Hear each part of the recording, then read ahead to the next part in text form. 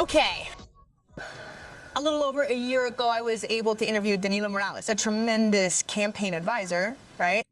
He's Costa Rican, he's a political consultant, but let's say if there's one thing that can be praised, it's that he advised President Nayib Bukele's campaign. And you know what Bukele has become, right? A model that everyone wants to imitate because he's managed to bring peace to El Salvador. In fact, the other day I was reading an article, I think it was from the BBC or The Guardian. Sorry for my forgetfulness. And they said that El Salvador is already passing the safety standards of Switzerland. How about that? Switzerland. What a beast, Bukele. How did he do it? Of course, Danilo, welcome to the program. I'm delighted to be able to interview you face-to-face instead of over the phone. But Danilo, there are many people who say that Bukele has achieved this at the cost of violating human rights, locking people up, taking on a whole narrative, right? Muy cinematic and not sparing their lives and so on. What do you think? Good evening. Well, good evening. First of all, thank you very much for the space and the pleasure of being here in Peru. Every time, I love the country and I come and enjoy it. It's food, it's people, but anyway.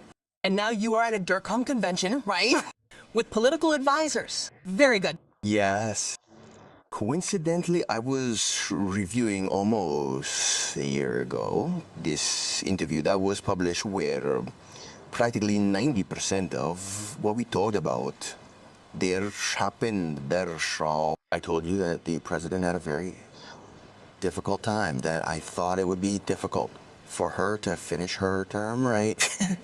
Well, that obviously happened. I told them that the security issue was bothering them and that I didn't see the conditions for that to happen. Could improve. Also, you said a phrase that I have underlined. The later insecurity is recognized as an illness, the worse it is, and the more difficult to cure. Yeah. And above all, that emergency was not recognized as such, but there was no credibility to fight that illness, so to speak. The president or former president had a very low credibility index, and so as a mother, you know that if you do not have credibility at home, you will not be able to demand anything from your children, nor will they listen to you. And so that was a very big limitation that I had. How do you see President Jerí today? How do you see Peru today? Look, I am surprised because the president at least has a much higher popularity and credibility index in such a short time. He has rolled up his sleeves, gone to the countryside, and people are not entirely happy, but I do feel it in a different way. Narisiki, psychologically, they feel that they are more protected and that they believe in someone who could help them in the matter of security in some way. Returning to the original question, okay, President Bukele has been able to do everything he's done basically because he has very high credibility. I track his work daily. And his popularity and acceptance rates are above 90%. When you have that acceptance from your people, it allows you to govern with credibility and allows you to ask the people to make sacrifices that are already yielding results in one way or another. Indeed, today, El Salvador is one of the safest countries in the world and possibly the safest country in all of America, not Latin America, but all of America. I just arrived this week from Canada, where I was there for a series of jobs, and even Canada's rates are not comparable to El Salvador's. He is a recognized brand that many want to imitate, but it's not easy, especially because you first have to earn credibility in order to execute actions. So now, what you're saying is very important. I just want to add that in recent weeks, the Bukele government has incorporated, I don't know if that's the right word, but the whole Finnish system education, right? And that's already going to be a great goal, because today Finland is recognized precisely for education, for the standards of education in children. Look, Milagros, there's an interesting issue here that is not improvisation. I was hired to help Bukele become president. Abu Bukele. While it's true on a day-to-day basis, because I manage presidential campaigns in Latin America, government images, I've been all over the world practically in this, and I love going up and down. Well, there was always a defined path since he decided he was going to run for president many years ago.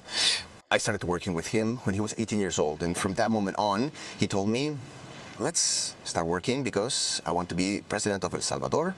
At 18 years old? At 18 years old, he was already a millionaire. Not by inheritance, but by 18 years old, he was already a successful businessman who had already made millions of dollars, right? So within the path that we planned, we were clear that no one was going to invest in El Salvador if there was insecurity. And that the first issue that had to be addressed was insecurity. Second, we are implementing, and I say we are because I consider myself a friend of his. And I support him in whatever I can, especially regarding economic reactivation. The issue of insecurity came to cost businessmen 30% of their monthly budget. Now that those expenses are gone, investment in El Salvador has increased. There is no longer any fear of investing. Apart from that economic reactivation, the third phase is, well, we have to prepare our people because we cannot ask for investment if the people are not prepared. So, the educational issue is what this is about, and from there, phases are being fulfilled, but they were phases that were planned from the beginning. So, this is not just an occurrence or improvisation. This is a planned plan. Now, it's very interesting because you say that Bukele wanted to be president since he was 18 years old, and that in effect, you helped him achieve it. In Peru, we have 39 candidates, several improvised ones who wake up one day and believe they can be president. Overnight, you see something here you don't recognize and think, my God, when did they even come up with that? When did they even... But of course, then they answer, if Pedro Castillo could be president, anyone can. What do you think of the electoral campaign in Peru with 39 candidates?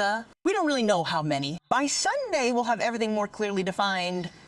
Look, to me it seems surreal, something like Garcia Marquez wrote in Macondo, right? 39 candidates here is crazy. And since this is so scattered, or with so many flavors, this means that at this moment, any of those 39 candidates could win. Imagine that I won because he's been ahead for a while, right? But what do you think of candidate López Arriaga? Look, all the polls have him in first place, but he's stuck at 10%. Now, this poll that you were presenting that I saw had a 12% margin of error from top to bottom. From top to bottom. In other words, you see him stagnant. I see him stagnant. I don't know why he hasn't been able to take off, but he undoubtedly has a great asset in that he's well known. Okay. The level of knowledge means that you can put the product on the shelf and you can choose. We, regardless of Kego, who is also well known, are practically RG, very little known. So look at an exercise that I did today in the presentation that I had in Congress. In Peru right now, there are approximately 1,400,000 people registered. In the last elections, there was a 30% abstention rate. If we draw a parallel with this election, it is possible that this abstention rate will continue or even increase. I fear that it could increase. That means that approximately 19 million people will vote if the abstention rate is 30%.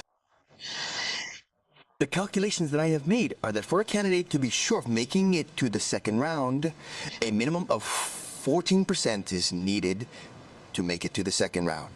This, according to the parameters, yeah. That means that a candidate with an abstention rate close to 30% is going to have more votes to make it to the second round.